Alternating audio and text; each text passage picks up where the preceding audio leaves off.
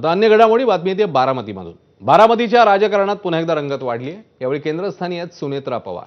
मुख्यमंत्र्यांनी भाजप मोठा भाऊ म्हणून पाठीशी खंबीरपणे उभा राहील असं आश्वासन दिलंय।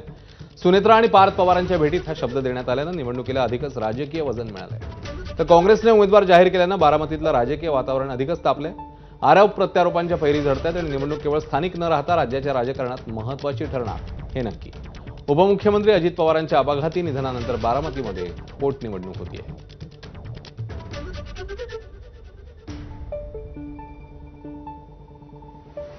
काय खरं म्हणजे त्यांनी बिनविरोध करायला पाहिजे। ज्या परिस्थितीतून ती आता निवडणूक होते त्याचा विचार करता काँग्रेस पक्षाने या संदर्भात भूमिका घ्यायला पाहिजे होती।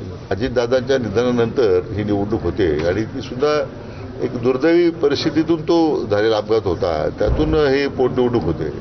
निश्चितपणे मला अजूनही खात्री आहे की आता उद्या शेवटचा दिवस आहे, काँग्रेस पक्ष निश्चितपणे माघार घेईल अशी मला खात्री आहे। निकोप आणि पारदर्शक पद्धतीने आणि एका हेल्दी वातावरणात निवडणुका झाल्या पाहिजे, ही जी भूमिका होती ती भूमिका आता बदलून वेगळ्या दिशेने चर्चा नेण्याची कुठल्याही प्रकारची आवश्यकता नाही।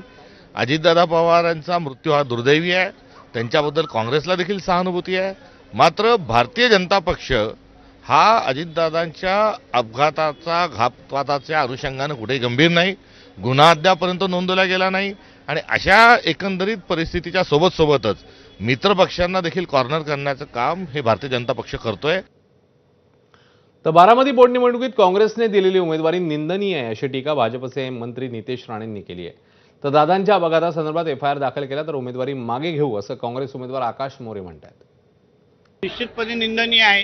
अजितदादांनी काय काँग्रेसच्या बरोबर सरकारमध्ये नव्हते, काँग्रेसच्या बरोबर त्यांनी महाराष्ट्रामध्ये ताकद वाढवली नाही। शेवटी ह्यालाच काँग्रेस म्हणतात, त्याच्यासाठी तर त्यांची अधोगती झालेली नाही, ह्याला कारणं आहेत।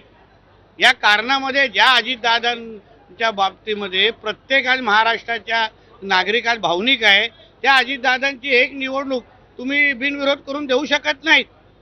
महाराष्ट्राची जनता यांना कधी माफ करणार नाही। काँग्रेसने अटी यापूर्वी टाकलेल्या आहेत, ज्या आम्ही म्हणतोय की या गव्हर्नमेंटनी भाजप प्रणित गव्हर्नमेंटनी जर का अजितदादांच्या विषयी जो काही मृत्यू झाला आहे, अपघात, तर याविषयी एफआयआर कॉपी नोंदवली। आम्ही अजूनही तयार आहोत, आम्ही लगेच आमचा विड्रॉ देण्यास तयार आहोत।